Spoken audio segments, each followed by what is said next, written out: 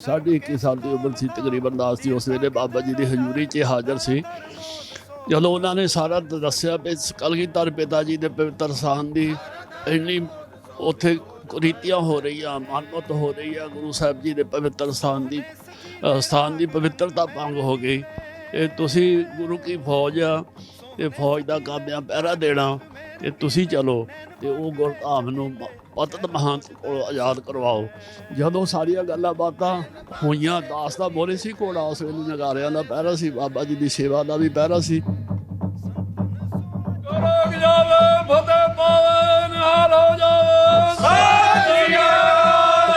ਕਲਗੀਧਰ ਪਿਤਾ ਜੀ ਦੇ ਪਵਿੱਤਰ ਸਥਾਨ ਦੀ ਘੋਰ ਬੇਅਦਬੀ ਹੋ ਰਹੀ ਹੈ, ਉੱਥੇ ਆਪਾਂ ਨੂੰ ਜਾਣਾ ਪੈਣਾ।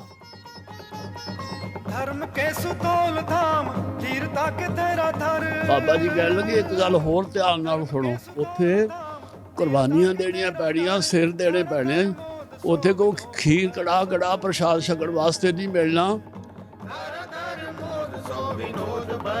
ਤੇ ਜਦੋਂ ਬਾਜ਼ਾਰ ਦੇ ਵਿੱਚ ਦੀ ਹੋ ਕੇ ਸਿੱਧਾ ਮੂੰਹ ਕੀਤਾ ਉਧਰ ਨੂੰ, ਘੋੜਿਆਂ ਦਾ ਪਤਾ ਨਹੀਂ ਗੁਰੂ ਸਾਹਿਬ ਨੇ ਐਸੀ ਕਿਰਪਾ ਕੀਤੀ, ਸਰਪੱਟ ਘੋੜੇ ਦੌੜ ਪਏ ਤਾਂ 60-70 ਬੰਦੇ ਲੈ ਕੇ ਮਹੰਤ ਦਾ ਪਰਿਵਾਰ ਡੇੜੀ 'ਚ ਖੜੇ ਸੀ ਰੋਕਣ ਲਈ, ਅੰਦਰ ਨਾ ਪ੍ਰਵੇਸ਼ ਕਰਨ। ਉਹਨਾਂ ਦੀ ਕੋਈ ਬਾਹ ਵੇਖਦੇ ਗਏ, ਅੰਦਰ ਚਲੇ ਗਏ। 4 ਦਿਨ 4 ਰਾਤਾਂ ਨਾ ਘੋੜਿਆਂ ਨੂੰ ਪੱਠੇ ਪਾਏ ਜੀ, ਨਾ ਜਲ ਪਾਣੀ ਪ੍ਰਸ਼ਾਦ ਛਕਿਆ, ਨਾ ਲੰਗਰ ਤਿਆਰ ਕੀਤਾ। ਇਸ਼ਨਾਨ ਕਰਕੇ ਬਾਣੀ ਪੜ੍ਹੀ ਗਏ ਸੀ ਤੇ 11 ਸਿੰਘ ਸ਼ਹੀਦ ਹੋ ਗਏ, 3 ਅਸੀਂ ਜ਼ਖਮੀ ਹੋ ਗਏ। ਮਹੰਤ ਭੱਜ ਗਿਆ। ਸਤਿਗੁਰੂ ਜੀ ਦਾ ਪਵਿੱਤਰ ਗੁਰਧਾਮ ਮਹੰਤਾਂ ਪਾਸੋਂ ਆਜ਼ਾਦ ਕਰਵਾ ਕੇ ਮਿਸਲ ਸ਼ਹੀਦਾਂ ਤਾਲਾਂ ਨਾਲ ਹਰੀਆ ਮੇਲਾ ਜਥੇਬੰਦੀ ਨੂੰ ਉੱਥੋਂ ਦਾ ਪ੍ਰਬੰਧ ਖਾਲਸੇ ਪੰਥ ਦੇ ਹੱਥਾਂ 'ਚ ਸੌਂਪਿਆ ਜੀ।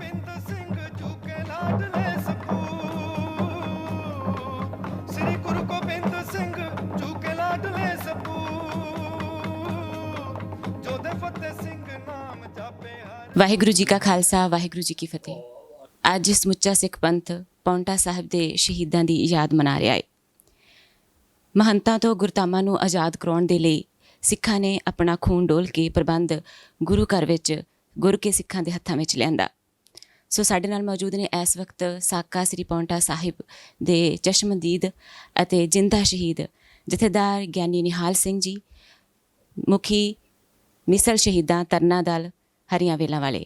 ਉਹਨਾਂ ਦੇ ਨਾਲ ਗੱਲ ਕਰਦੇ ਹਾਂ ਅਤੇ ਉਹ ਇਸ ਸਾਕੇ ਬਾਰੇ ਜਿਹੜੇ ਉਸ ਵੇਲੇ ਉਹਨਾਂ ਨੇ ਅੱਖੀ ਡਿੱਠਾ ਬਰਤਾਂਤ, ਕਿਸ ਤਰ੍ਹਾਂ ਉਹਨਾਂ ਨੇ ਆਪਣੇ ਪਿੰਡੇ 'ਤੇ ਇਹ ਸਾਕਾ ਹੰਢਾਇਆ ਹੈ, ਆਪਣੇ ਪਿੰਡੇ 'ਤੇ ਗੋਲੀਆਂ ਖਾਧੀਆਂ ਅਤੇ ਉਸ ਤੋਂ ਬਾਅਦ ਵੀ ਬੜਾ ਸੰਘਰਸ਼ ਕੀਤਾ। ਉਹਨਾਂ ਦੇ ਜੀਵਨ ਬਾਰੇ ਉਹ ਆਪ ਜੀ ਨਾਲ ਸਾਂਝ ਪਾਉਣਗੇ। ਸਭ ਤੋਂ ਪਹਿਲਾਂ ਫਤਿਹ ਦੀ ਸਾਂਝ ਪਾਉਂਦੇ ਹਾਂ। ਵਾਹਿਗੁਰੂ ਜੀ ਕਾ ਖਾਲਸਾ, ਵਾਹਿਗੁਰੂ ਜੀ ਕੀ ਫਤਿਹ। ਜੀ ਬਾਬਾ ਜੀ, ਉਸ ਵੇਲੇ ਕਿੱਦਾਂ ਦਾ ਮਾਹੌਲ ਸੀ ਜਦੋਂ ਤਰਨਾ ਦਲ ਵੱਲੋਂ ਤਿਆਰੀ ਕੀਤੀ ਗਈ ਕਿ ਅਸੀਂ ਸ੍ਰੀ ਪਾਉਂਟਾ ਸਾਹਿਬ ਦਾ ਪ੍ਰਬੰਧ ਆਪਣੇ ਹੱਥਾਂ ਵਿੱਚ ਤੇ ਗੁਰੂ ਕੀ ਸੰਗਤ ਦੇ ਹੱਥਾਂ ਵਿੱਚ ਲੈ ਕੇ ਆਉਣਾ ਜੀ?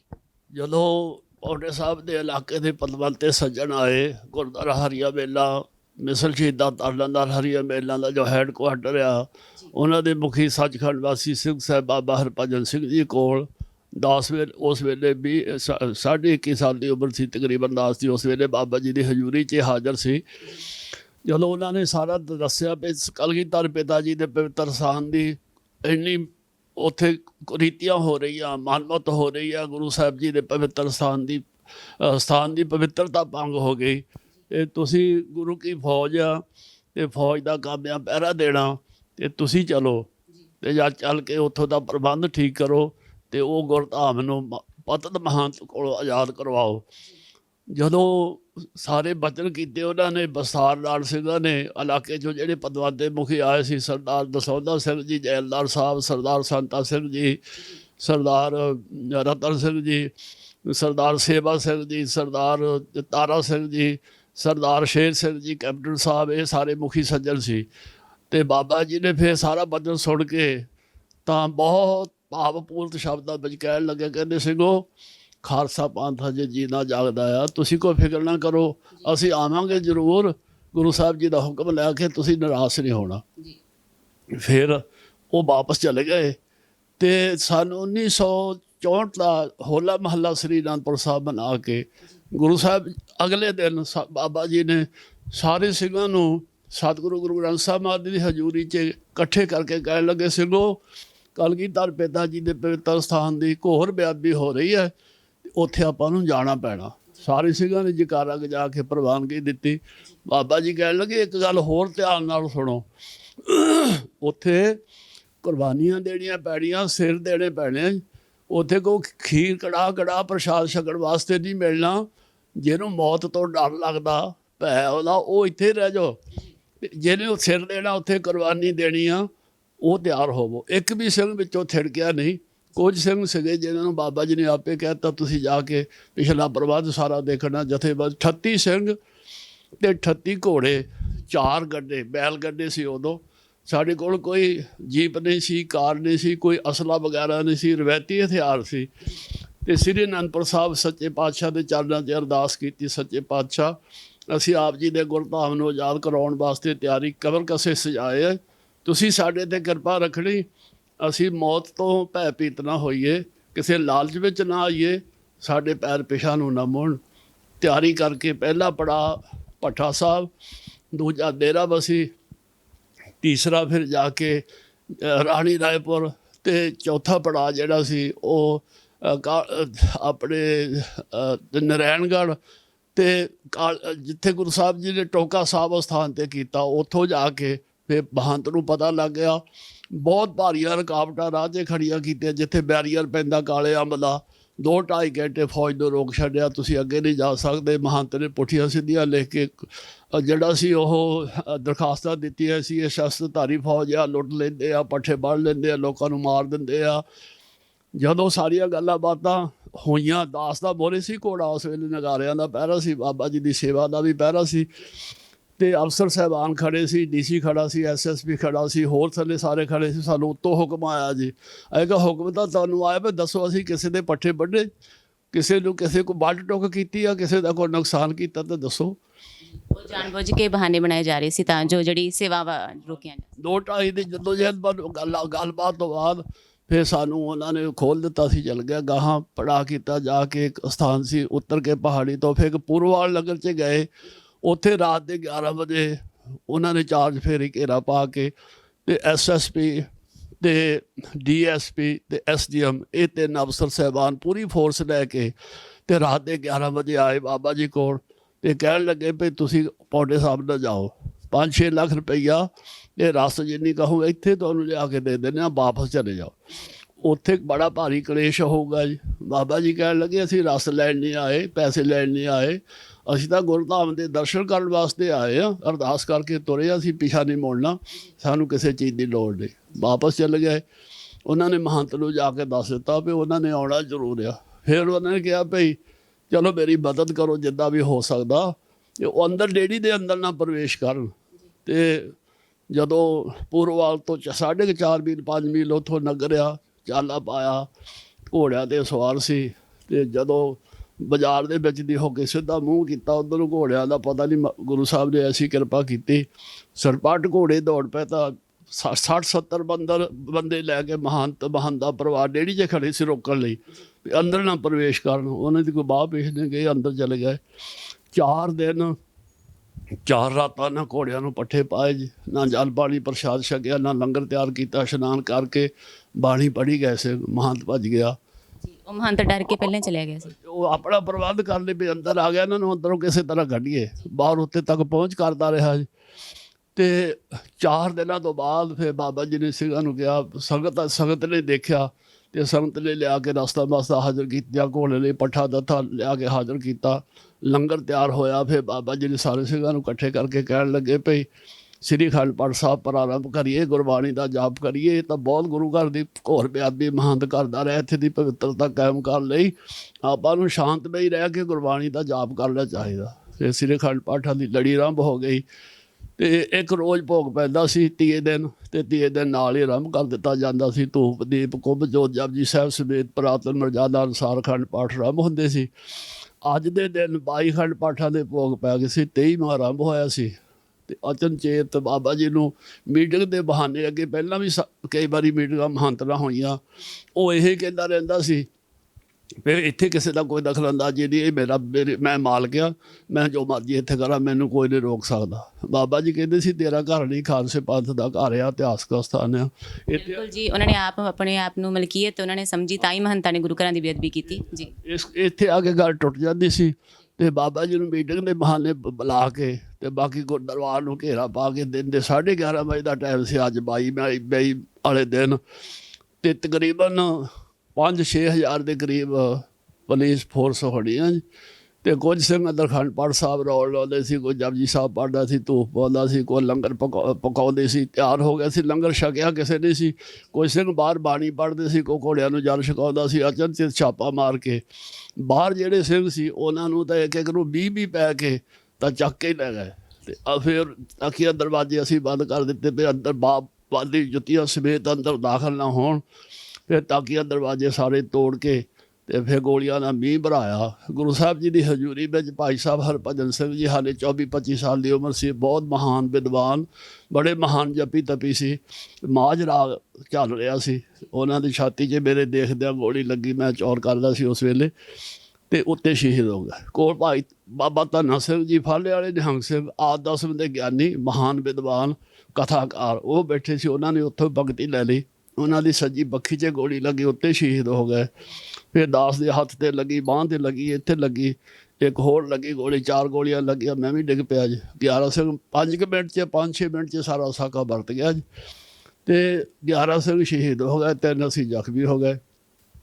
ਗੋਲੀਬਾਰੀ ਪੁਲਿਸ ਵੱਲੋਂ ਕੀਤੀ ਗਈ ਜਿਵੇਂ ਮਹੰਤ ਨੇ ਰਲ ਕੇ ਲਾਲਚ ਦੇ ਕੇ ਮਹੰਤ ਨੇ ਉਹਨਾਂ ਨੂੰ ਲੱਖਾਂ ਰੁਪਈਆ ਕਢਾਇਆ। ਜੇ ਅੱਲਾ ਦੇਖੇ ਅੱਧਾ ਦੀਏ ਵੰਡ, ਤੇ ਉਹਨਾਂ ਨੂੰ ਲਾਲਚ ਵਸ ਹੋ ਕੇ ਇਹਨਾਂ ਦੇ ਪਿੱਛੇ ਕਿਸੇ ਨੇ ਨਹੀਂ ਆਉਣਾ। ਪੰਜਾਬ ਤੋਂ ਆਏ ਥੋੜ੍ਹੇ ਜਿਹੇ ਬੰਦੇ ਆ, ਫੜ ਕੇ ਅੰਦਰ ਕਰ ਦਿਓ, ਅਖੰਡ ਪਾਠ ਵੀ ਖੰਡਨ ਕਰ ਦਿਓ, ਇੱਥੇ ਕਿਹੜਾ ਕਿਸੇ ਨੇ ਪੁੱਛਣਾ ਜੀ।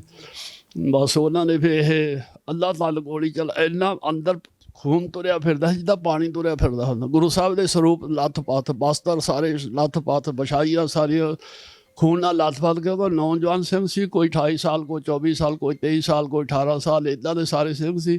ਬੜੇ ਸੂਰਬੀਰ, ਬਹਾਦਰ, ਸ਼ਸਤਰ ਵਿਦਿਆ ਦੇ ਧਨੀ, ਨਿਤਨੇਮ ਦੇ ਧਨੀ, ਸੇਵਾ ਦੇ ਧਨੀ, ਰਹਿਤਬਾਨ, ਬਾਣੀ ਦੇ ਧਾਰਨੀ। ਤੇ ਬਸ ਫਿਰ ਸਾਕਾ ਇਹ 12 ਵਜੇ ਸਾਕਾ ਵਰਤਿਆ ਜੀ। 6:30 ਵਜੇ ਤੱਕ ਉਹਨਾਂ ਨੇ ਉੱਥੋਂ ਸਾਨੂੰ ਚੱਕਿਆ ਹੀ ਨਹੀਂ। ਤੇ ਯਤਨ ਕੀਤਾ ਸੀ, 3 ਸਹਿਕਦੇ ਸੀ। ਤੇ ਇਹ ਚਸ਼ਮਦੀਦ ਗਵਾਹ ਹੋਣਗੇ ਜੇ ਕੋਈ ਕੇਸ ਚੱਲਿਆ ਤਾਂ, ਕੋਈ ਗੱਲ ਹੋਈ ਤਾਂ, ਹੈ ਨਾ। ਕਿਉਂਕਿ ਐਡਾ ਵੱਡਾ ਸਾਕਾ ਹੋ ਗਿਆ ਵੀ ਇਹਨਾਂ ਨੂੰ ਵੀ ਖਤਮ ਕਰ ਦਿਓ। ਵੀ ਮੋਟੀਆਂ ਰਾੜਾਂ ਲੋਹੇ ਦੀਆਂ ਲੈ ਕੇ ਉਹਨਾਂ ਨੇ ਸਾਡਾ ਅੰਗ ਤੋੜਿਆ ਜੀ, ਇਹਨਾਂ ਦੇ ਵੀ ਸਾਹ ਮੁੱਕ ਜਾਣ। ਪਰ ਗੁਰੂ ਸਾਹਿਬ ਨੂੰ ਹਾਲੇ ਪੌਦਾ ਨਹੀਂ ਸੀ।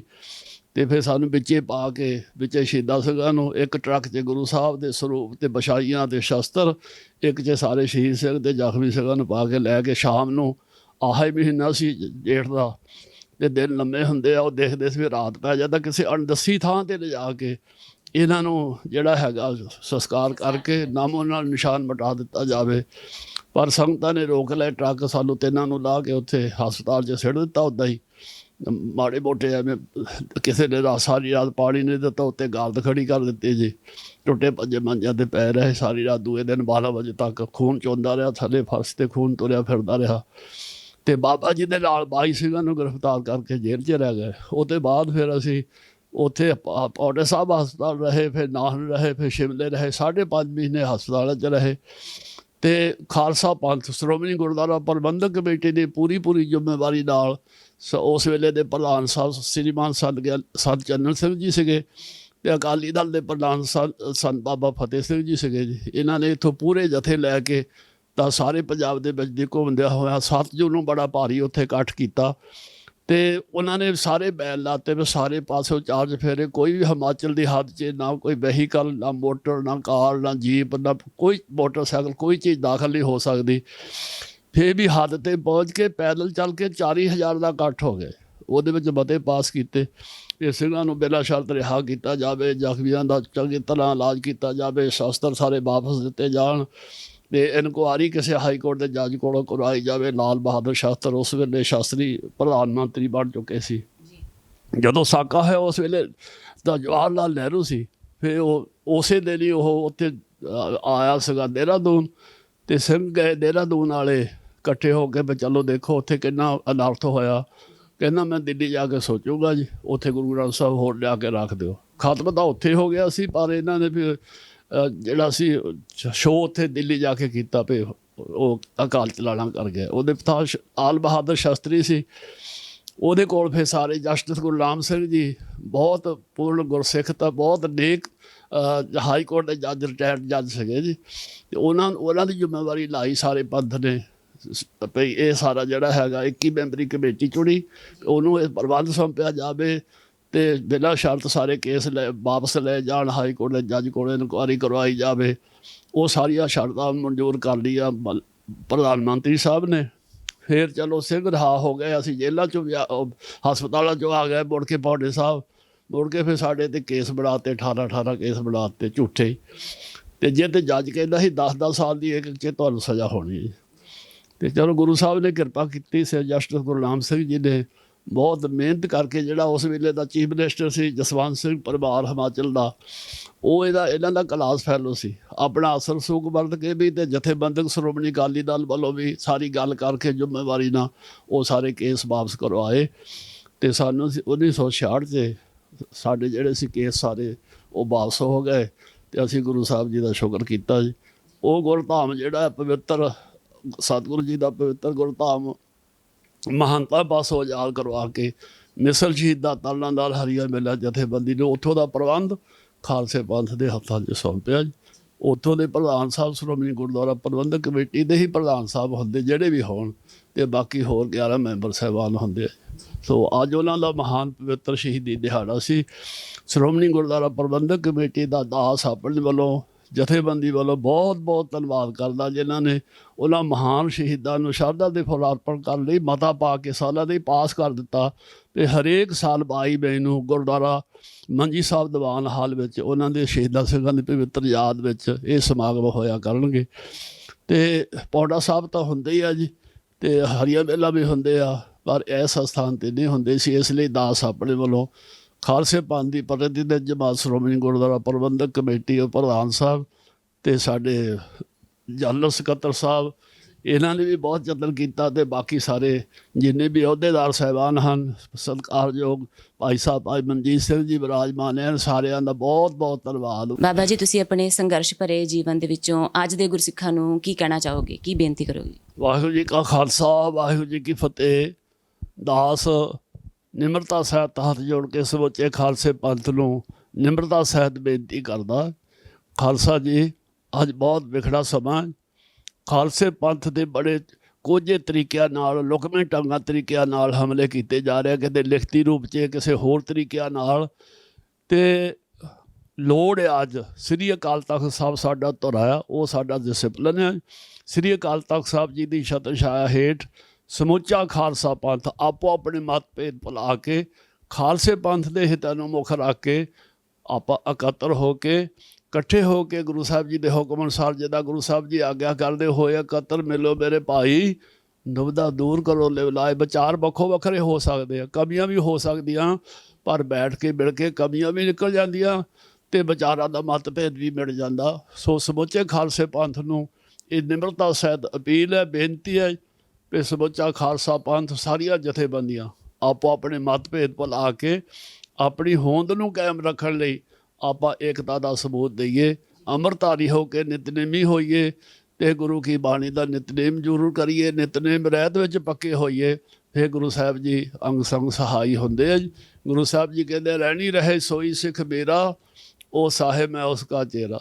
ਸਿੱਖ ਦੀਆਂ ਦੋ ਚੀਜ਼ਾਂ ਜਿਹੜੀਆਂ ਕਦੀ ਟੁੱਟਣੀਆਂ ਨਹੀਂ ਚਾਹੀਦੀਆਂ, ਇੱਕ ਰਹਿਤ, ਦੂਜਾ ਨਿਤਨੇਮ।